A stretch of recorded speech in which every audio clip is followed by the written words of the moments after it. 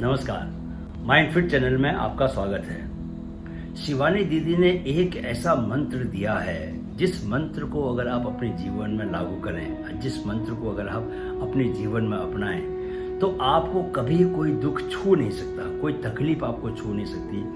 मैं बहुत समय से उस मंत्र का इस्तेमाल कर रहा हूँ और दीदी से ही मैंने वो पहले भी बात सुनी थी, बट आपके लिए उस बात को आज मैं लेके आ रहा हूँ। थोड़ी ही देर में हम शिवानी दीदी की वो बातें सुनेंगे, लेकिन मैं पहले आपको बताना चाहता हूँ कि उस मंत्र के बारे में कि उस मंत्र ने मेरे जीवन को कैसे प्रभावित किया।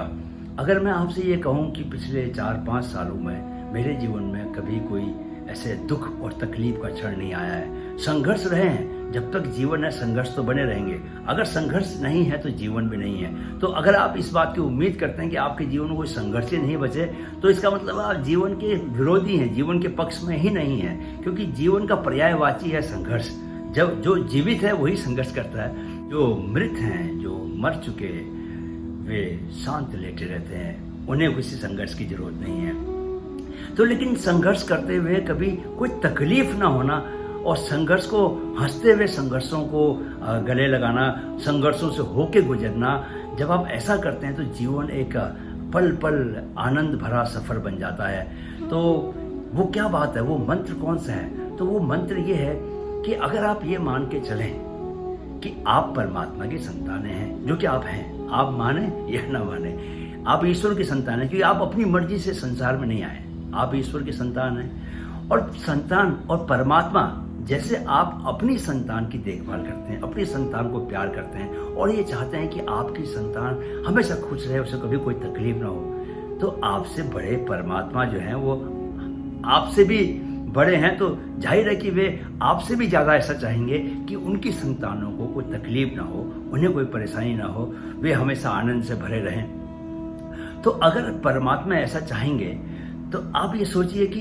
जीवन में जब कोई तकलीफ आती है आपको, जिसे आप तकलीफ बोलते हो, असल में तकलीफ नहीं होती, वो होती तो क्या है, एक सिचुएशन होती है, एक परिस्थिति होती है, जिसको आपने अपने कर्मों से इसका मुकाबला करना होता है, जिससे होके गुजरना होता है। लेकिन कई लोग ये मानते हैं कि भाई ये बहुत तकलीफ है, मेरे को दुख हो रहा है मुझे, तो वो अगर ये बात मान के चलें कि ये जो कुछ हो रहा है वो परमात्मा उनके लिए कर रहा है और परमात्मा उनके भले के लिए ही कर रहा है। अगर वो ऐसा मान ले तो उस बात से, उस घटना से, उन स्थितियों से दुख मिलना, तकलीफ मिलना बंद हो जाएगा।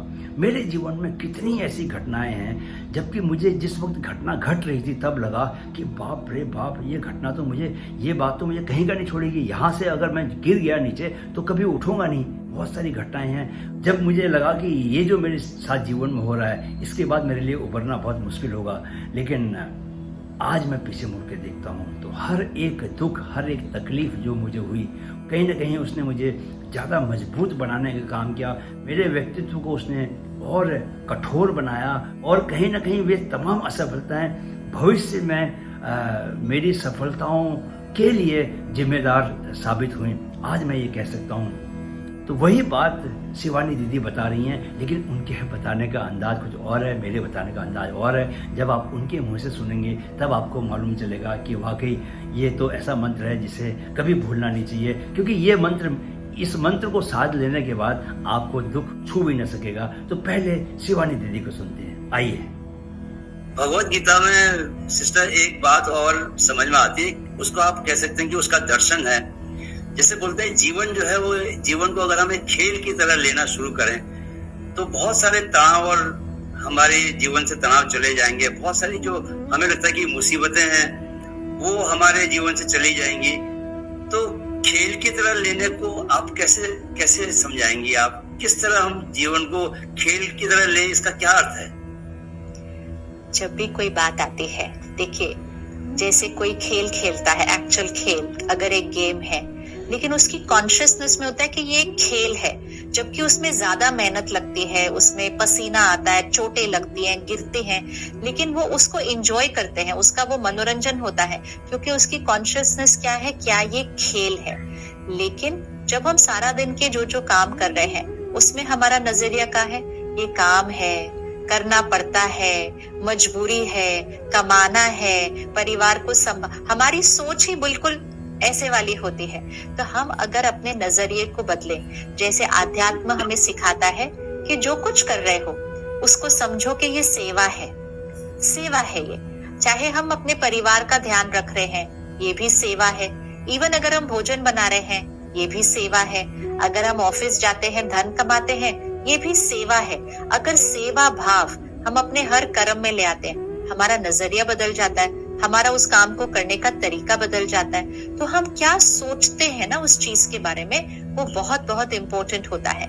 जैसे ही कोई बात आती है जीवन में, अगर हमने फर्स्ट लाइन में कहा ओहो ये तो बहुत बड़ी मुसीबत आ गई है, तो अब वो बात बड़ी हो जाती है, हम छोटे हो जाते हैं और बात हमारे ऊपर हावी हो जाती है।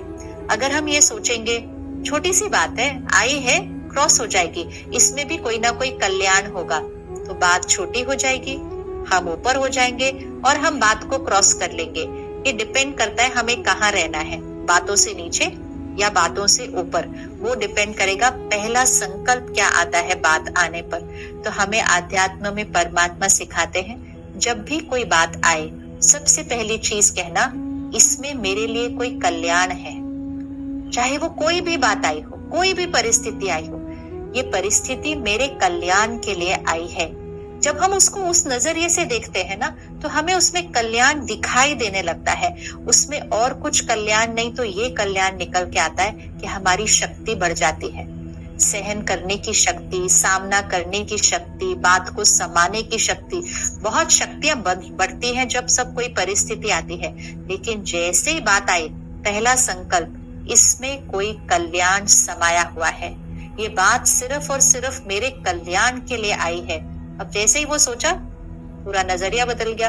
और अगर सोचा ये बात मेरे जीवन को मुश्किल करने के लिए आई है, ये मेरे घर में एक मुसीबत आई है, सारा नजरिया बदल गया। तो नजरिया, सारा खेल तो नजरिए का है कि कौन से नजरिए से बातों को देखते हैं। बहुत बड़ी बात बताई सिस्टर आपने। ये मैं तो इसको समझ रहा हूँ कि इसकी वजह से एकदम जीवन बदल सकता है बिल्कुल। अगर इस तरह अगर हम चीजें देखने लग गए तो कोई भी स्थिति ऐसी आएगी नहीं जो कि हमको परेशान करे, क्योंकि हर स्थिति को हम बोलेंगे, हर नई सिचुएशन को हम बोलेंगे ये तो मेरे कल्याण के लिए हो रही है, तो ऐसी तो हम परम आनंद में रहेंगे हमेशा, कोई दुखी नहीं रहेगा कभी। अगर आप देखें, अगर आप अपनी लाइफ को थोड़ा सा रिवाइंड करें, बहुत सारी बातें ऐसी आई होती हैं, जब आती हैं तो लगता है कि मुसीबत आई है, लेकिन कुछ समय बाद हम कहते हैं अच्छा हुआ, वो जो हुआ ना वो अच्छा, हम बोलते हैं ना ऐसा, वो जो हुआ वो अच्छा हुआ, लेकिन हम बाद में बोलते हैं। लेकिन वो सारा समय तो हमने परेशान होकर गुजार दिया। अब हर एक के घर में एक गीता सार टंगा होता है, उसपे क्या लिखा होता है, जो हुआ अच्छा हुआ, जो हो रहा है अच्छा हो रहा है, और जो होगा वो बहुत अच्छा होगा। इसका अर्थ को, इसके अर्थ को जीना है। अब हमारे जीवन में कभी कभी कुछ ऐसी बातें आती हैं जिसमें हमें कुछ अच्छा नहीं दिखाई देता। सपोज परिवार का कोई सदस्य शरीर को छोड़ दे, कोविड में कितना हमने ये देखा। अब कोई कहेगा इसमें कुछ अच्छा थोड़ी है मेरे घर में, लेकिन इस गीता सार का अर्थ क्या है, जो हुआ वो अच्छा हुआ। अर्थात जो कुछ होता है हमारे जीवन में वो हमारे कर्मों के अनुसार होता है। अब हम जो कर रहे हैं वो हम अपने कर्मों के अनुसार ठीक से करें, तो जो हमारा भविष्य होगा वो अच्छा ही होगा, क्योंकि हमारे कर्म ही हमारा भाग्य बना रहे हैं। जो हो रहा है वो बिल्कुल एक्यूरेट हो रहा है, वो कल्याणकारी है। ये नजरिए से अगर आप उस परिस्थिति का सामना करते हैं तो आपको उसके अंदर अगर बाहर कोई कल्याण नहीं दिखाई दिया तो भी शक्ति जरूर बढ़ेगी। ये कल्याण तो हर परिस्थिति के अंदर होता है। अगर कोई व्यक्ति आपके साथ गलत व्यवहार करता है, उसका भी मन से शुक्रिया कीजिए, क्योंकि उसके आने से हमारा अहंकार घटता है, हम झुकना सीखते हैं। नहीं तो अगर हर एक हमारी महिमा करे तो हमारा तो अहंकार बढ़ जाएगा। तो जो हमारे साथ गलत करते हैं उनका भी बहुत हम मन से शुक्रिया करते हैं, वो हमारी शक्तियों को बढ़ाने के निमित्त बन जाते हैं। तो आपने सुना शिवानी दीदी कितने अच्छी तरह उन्होंने बताया कि किस तरह हमको ये जीवन एक खेल है, और अगर हम परमात्मा का हाथ पकड़ लें तो किस तरह हम सारी मुसीबतों का सामना कर सकते हैं और कैसे हम अपने को खुद को तकलीफों से बचा सकते हैं। देखिए, बातें तो बहुत अच्छी हैं और इतनी कारगर बातें हैं, लेकिन इनका लाभ तभी होगा जब आप इनको व्यवहारिक जीवन में अपनाएंगे, इन पर चिंतन करेंगे, विचार करेंगे, बार बार मनन करेंगे इन पर, और जब आपके जीवन में स्थितियां आएंगी वास्तविक स्थितियाँ जो होगी उनमें जब आप इन मंत्रों को, इन बातों को, शिवानी दीदी की इन बातों को जब आप वहाँ लागू करेंगे तब आपको जो है लाभ पहुँचेगा। अगर ये बातें सुनने के बाद फिर आप भूल गए और सिर्फ अच्छी बातें सुनते ही रहे तो आपके जीवन का रूपांतरण नहीं होगा। जीवन का रूपांतरण करने के लिए बहुत ज़रूरी है कि आप बातों को, जो आपने अच्छी बातें सुनी हैं, उनको अपने जीवन में ले आएँ। व्यायाम करना बहुत अच्छा होता है, योग करना बहुत अच्छा होता है, करना चाहिए, ध्यान करना चाहिए, कौन नहीं जानता, लेकिन लाभ तो उसी को मिलेगा ना जो असल में इसको करना शुरू करें। तो आपसे आग्रह है मेरा कि अगर सच में आप चाहते हैं कि आपका जीवन रूपांतरित हो, और आपको चाहना ही चाहिए, यही जीवन का लक्ष्य है, जहाँ जैसे पैदा हुए थे वैसे ही मर जाएं, इसका कोई मतलब नहीं। मनुष्य के भीतर असीम संभावनाएं हैं, उन संभावनाओं को वास्तविकता में बदलिए, हकीकत में बदलिए, और इन बातों का अपने व्यवहारिक जीवन में अनुपालन कीजिए और जीवन का भरपूर आनंद लेते हुए इस जीवन की अद्भुत यात्रा को पूरा कीजिए। वीडियो देखने के लिए बहुत बहुत धन्यवाद। शारीरिक, मानसिक एवं आध्यात्मिक विकास को हर आयु वर्ग तक पहुंचाने के माइंड फिट के लक्ष्य में अपना योगदान दें।